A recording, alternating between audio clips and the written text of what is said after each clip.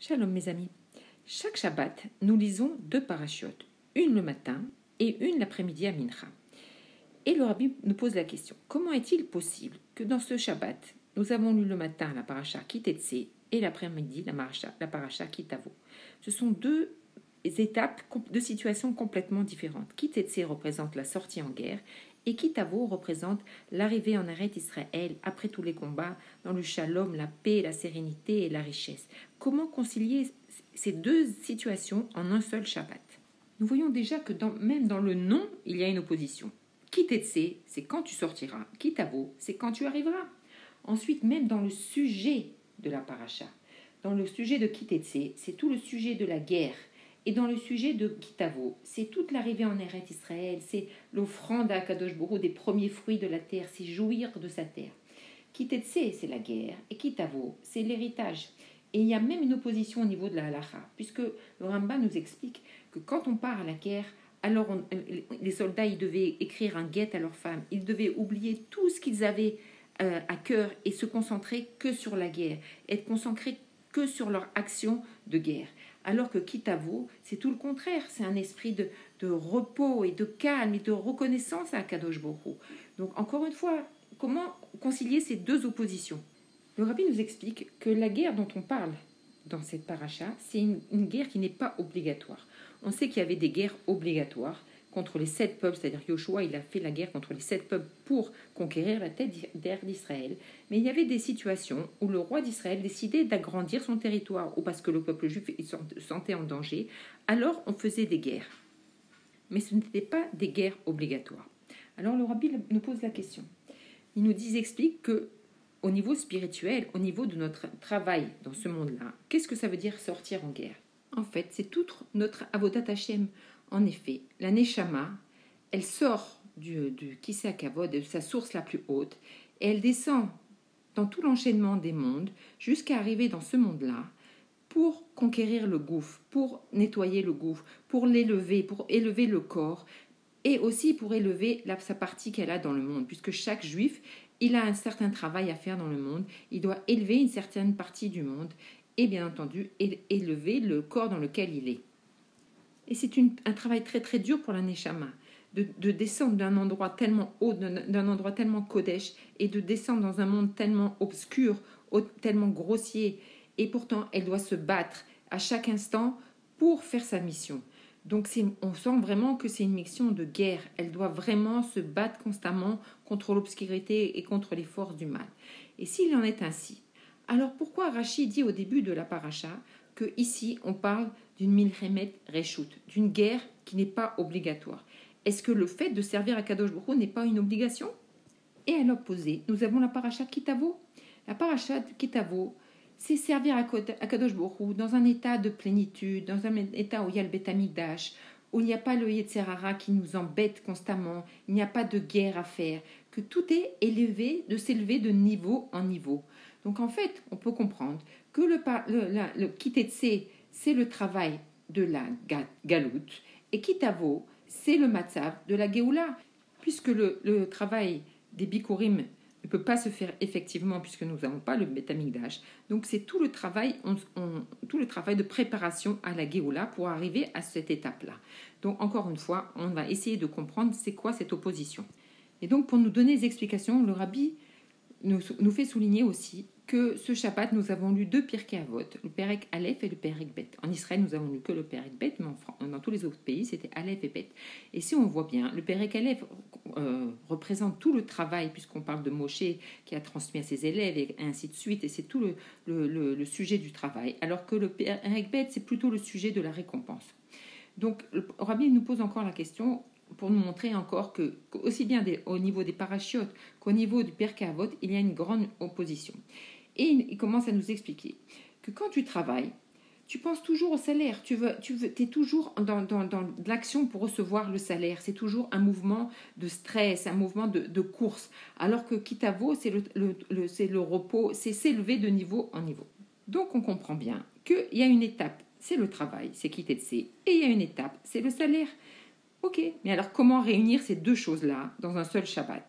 Et ça, c'est la question de toute une vie, parce qu'on se pose toujours des questions.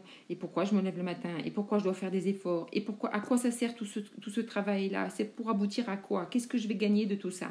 Et on est toujours en train de se poser des questions avec des oppositions. D'un côté, on reçoit des fois comme des cadeaux d'Akadosh Baruch Hu, et on se dit pourquoi j'ai mérité ça? Et d'un autre côté, on a des angoisses, comment on va arriver à surmonter nos épreuves et à servir Akadosh Baruch Hu comme il faut. Et donc cette paracha, ce Dvar Malchut nous donne toutes les explications. Le Rabbi nous transmet un enseignement extraordinaire. Il nous dit justement, c'est un vrai secret. Au lieu de regarder ces deux parachutes comme des choses opposées, on va essayer de trouver comment les rassembler. Et ça, c'est un enseignement pour nous. Au lieu de vivre les oppositions, essayons toujours de les assembler, puisque si Akadosh Baruch Hu nous met dans une situation où on voit des oppositions, essayons de rassembler et de voir le message en réunissant les deux opposés. Et là, le Rabbi nous dit, si on regarde bien, on voit que Kitavo vient nous expliquer comment faire la guerre. On doit faire la guerre dans une situation de repos. Ça paraît complètement fou. Comment on peut arriver à faire cette chose-là? Eh bien, la Torah nous enseigne quelque chose d'extraordinaire. Même quand je suis dans le travail de la guerre, de la galoute, et que je dois me battre contre le mal, en moi et dans le monde, alors la Torah me donne un secret. C'est quoi ce secret? C'est que ce n'est pas la guerre qui me dirige, c'est moi qui dirige la guerre. Je suis la balabaïte sur le monde. Je dirige le monde. Comment je peux dire que je dirige le monde? Parce que j'ai Akadosh Baruch Hu en moi. Et comme d'ailleurs nous dit Rashi, c'est écrit dans le texte, Aloe Vera. J'ai déjà au début, je sais déjà que je vais gagner la guerre. J'ai déjà la promesse absolue que dans chaque guerre, je vais la gagner parce qu'Akadosh Baruch Hu, il est en moi. Et donc déjà, quand je suis dans la guerre, quand je suis en train de me battre contre le mal, je peux quand même ressentir un début de salaire. Et c'est quoi ce début de salaire? C'est de sentir que j'ai Akadosh Baruch Hu en moi, que j'ai la chance d'être un juif, que j'ai la chance de servir Akadosh Baruch Hu, d'être lié à lui. Et ça, c'est déjà le début du salaire. Et comme c'est écrit à la fin de la dernière Mishnah du Perek Bet, c'est écrit que les tzadikim, ils vont recevoir leur salaire dans les Hatid Lavo. Et le Rabbi nous dit que justement, comment on peut déjà ressentir ce salaire-là? C'est quand on se lie avec Akadosh Baruch Hu et qu'on ressent ce lien tellement intense avec Akadosh Baruch Hu, que Akadosh Baruch Hu et le peuple d'Israël, c'est un. Alors je peux déjà commencer à recevoir le salaire de l'Hatid Lavo. Et encore plus qu'on est dans la dernière génération, qu'on est dans les derniers instants de la galoute. Et donc se reflète déjà la Géoula. Et donc on peut déjà commencer à recevoir ce trésor. Et on ne doit pas servir à Kadosh Baruch Hu en attendant d'être récompensé. On doit servir à Kadosh Baruch Hu en se liant. C'est ça notre plus grand salaire, c'est d'être un avec lui et ne pas courir vers la récompense. Et quand on arrive à comprendre que servir à Kadosh Baruch Hu, c'est se lier à lui et donc être un avec lui, alors on se connecte complètement avec lui et là, on commence vraiment à bénéficier de cette liaison et de sentir qu'on est un avec Hachem. Et d'ailleurs, on peut le comprendre puisque on nous dit que c'est une guerre qui n'est pas obligatoire, alors qu'on sait très bien que servir à Kadosh Baruch Hu, c'est obligatoire. Et si on est un esclave, comme c'est écrit dans la Torah, qu'on est les esclaves d'Akadosh Baruch Hu, alors un esclave, il n'a pas besoin de salaire, il n'a pas de salaire. Un salaire, c'est l'ouvrier qui va travailler parce qu'il veut bien travailler, et en échange de son travail, il va recevoir un salaire. Et donc, là, le Rabbi nous explique quelque chose d'extraordinaire. Il nous dit qu'avant que la Neshama, elle descende dans ce monde-là, elle est un avec Akadosh Baruch Hu. Et alors là, on lui demande si elle veut descendre dans ce monde pour accomplir sa shlichut.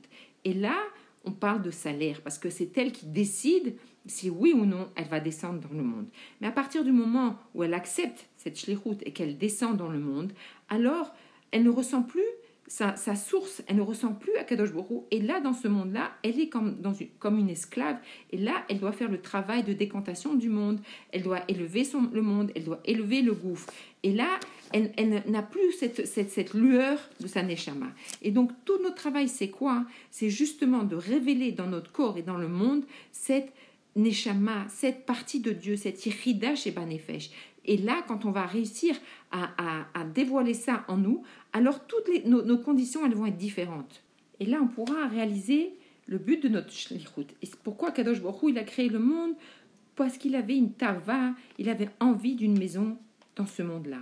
Et comment on peut expliquer c'est quoi la maison d'une personne? La maison d'une personne, c'est là où elle va se dévoiler, elle va être telle qu'elle est.